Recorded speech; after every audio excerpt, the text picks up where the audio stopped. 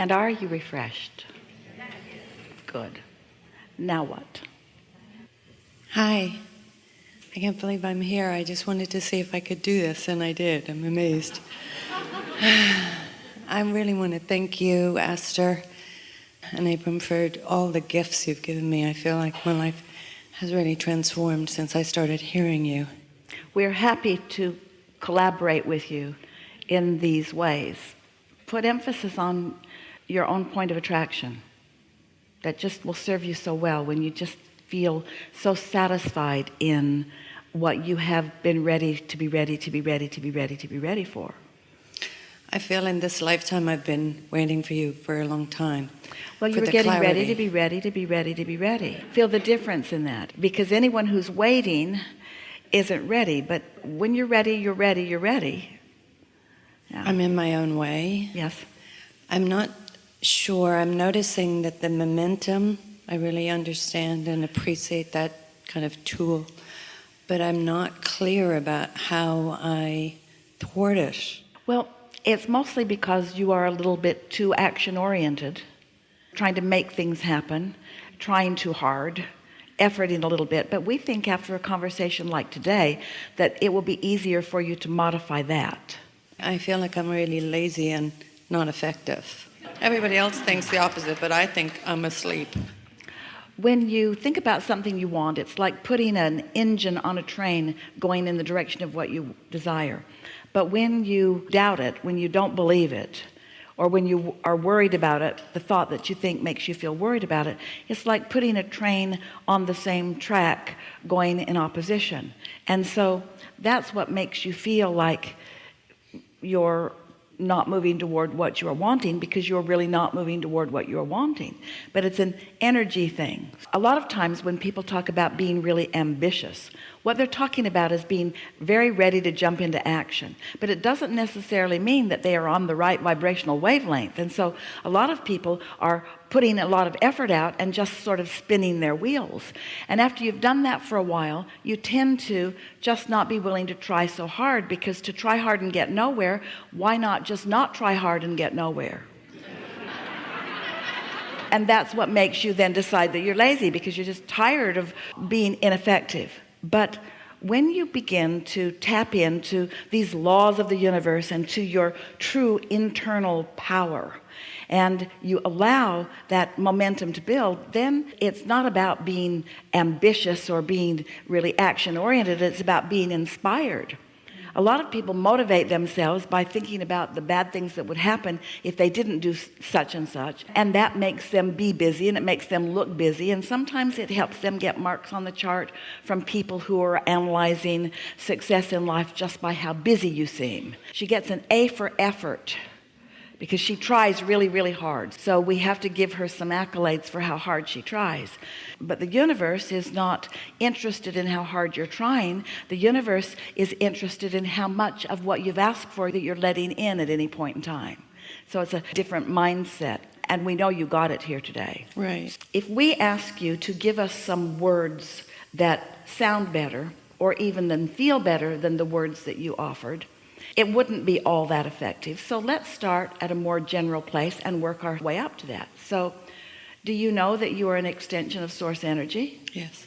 And does it seem to you that you've come here into this physical body because it seemed like a really good idea? Yeah. Do you think that you came for satisfaction in life? I came for extraordinary. Did you come to fulfill some previous obligation? Yeah, I came to explore. Did you come for the thrill of new discovery? The thrill. Is it fun to evolve?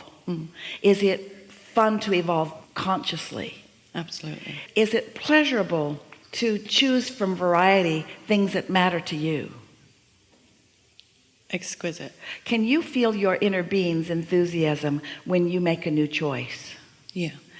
Can you tell when you're on the wavelength of the choice or when you're on the wavelength of its absence? On the wavelength. You can tell by your satisfaction factor, can't you? Yeah. Do you believe that law of attraction is a real thing? Absolutely. Do you think that when law of attraction, when you focus upon a vibration and make it active within you, Do you believe that it's a natural thing that momentum would increase on that subject? Totally. Do you believe that opposing thoughts can thwart momentum? Yeah. Do you think that you've been thwarting yourself deliberately? No. Or have you just been giving attention to wanted and unwanted, and that's what thwarts? I think it's a habit. Habit of thought. A habit of thought. Do you think you can ever offer that habit of thought without feeling an emotional piece of guidance that lets you know you're doing it? Say that again. When you are in the act, in the moment of thwarting something that you desire, do you think that you have guidance that is letting you know in that moment? Yeah, now I do. In what form does that guidance come? I'm understanding my emotions, what they're You're saying. less than satisfied. Yeah. At early stages, do you believe that you could redirect those thoughts? Yeah.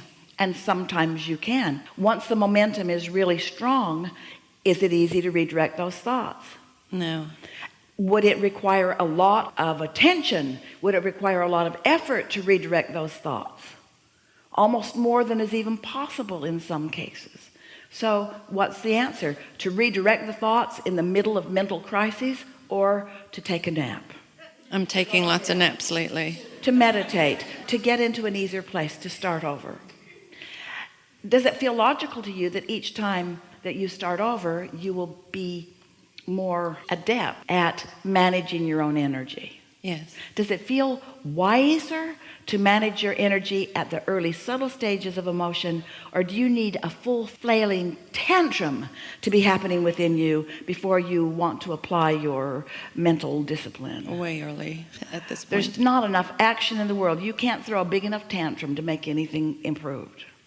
So we started at the beginning, and doesn't it all feel perfectly clear to you? Totally. Do you think that you will ever be in the act of thwarting yourself again and not know it? No. Do you think that old habits of thwarting, which just means activating old beliefs that don't help you, do you think that you're less likely to do that if you're starting in a new, neutral, balanced, centered, ready to be ready to be ready to be ready place? Totally, I think. Don't you feel different about just jumping into action? Don't you want to get to work early enough that you can sit in the parking lot and chill for a minute before you go in? Or you just want to go in and let it happen however it's going to happen? Oh, I remember all of you. I met you all yesterday and the day before that and the day before that. Wouldn't you like to take a new you in there and see who shows up to meet you? So is it good to have a plan? To make the plan from... Well, here's the thing. If you've been ready to be ready to be ready, and then you have an epiphany plan, and then another, and then another, oh, those plans are so delicious because those plans come to fruition and you feel awesome. Okay. You feel like the most incredible creator on the planet. In other words, it's like you wave your magic wand and everything happens for you. But if you're not ready to be ready to be ready to be ready, and you're making your plan to counteract for the energy that you didn't flow, then the plan is going to be hard and you're going to blame the others, and makes sense, doesn't it? Makes sense, yeah. It's always nice to have a plan, but start general. I plan to feel good today, and I plan to consciously expand today, and I plan to feel satisfaction all day. I plan to have a really good day. I plan to really like this day. I plan to be in the place where good ideas can flow to me. I plan to be feeling so good that when an idea does pop up, I get it. I plan to respond. I intend to follow the momentum of a good idea. I'm going to follow that bliss. I plan to be eager about life. I plan to feel good this whole day.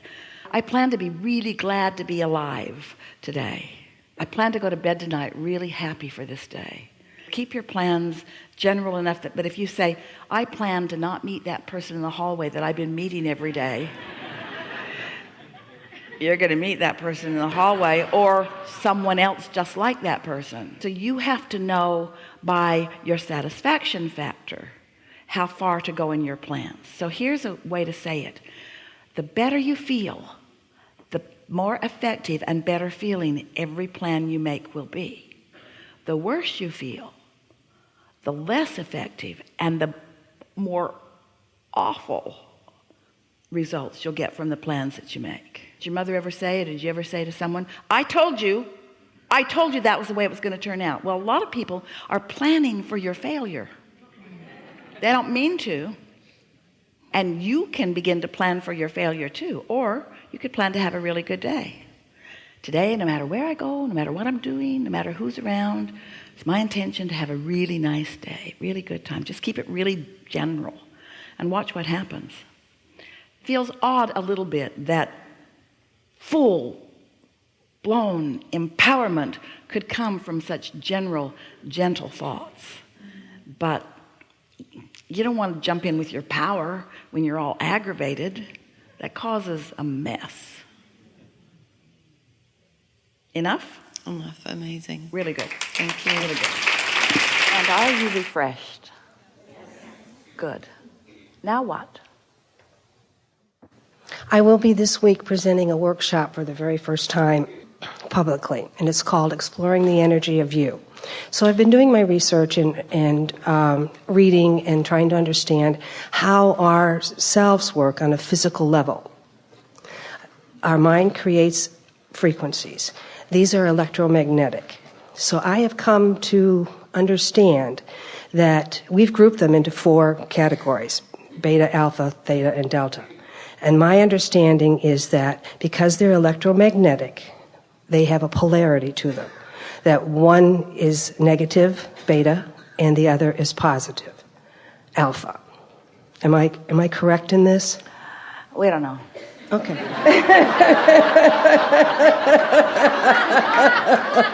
I never expected that. Okay, so we don't have a negative polarity, something that pulls us towards negative thinking? Well, we've kind of been there in time past. There is a much easier way. In other words, when you are adjusting the dial on your radio, Yes.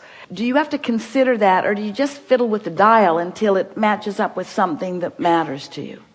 We are really not saying that anything that you're saying is inappropriate. We Yes. just think it complicates it unnecessarily.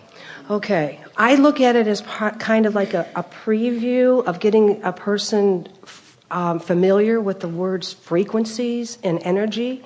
Good. Because there are many who still are not really aware of this frequency world that we live in. So when I put it on a physical level, that you, yes, are producing frequencies. Well, the reason that we don't go there, even though it is scientifically accurate, is because when we're talking about law of attraction and we are expressing that once you get a frequency going, that other frequencies that match it will come. Then people want to talk about, well, then why, when you put the positive end of the magnets together, don't they come together? In other words, it takes it off into confusion rather than into clarity. Everything that exists has that wanted and unwanted end of it. So there is polarity in everything in that sense. Okay. But once you get all of those pieces that have polarity going on, what causes the pieces that both have polarity on each end of them to come together? And that's frequency. That's vibrational sameness.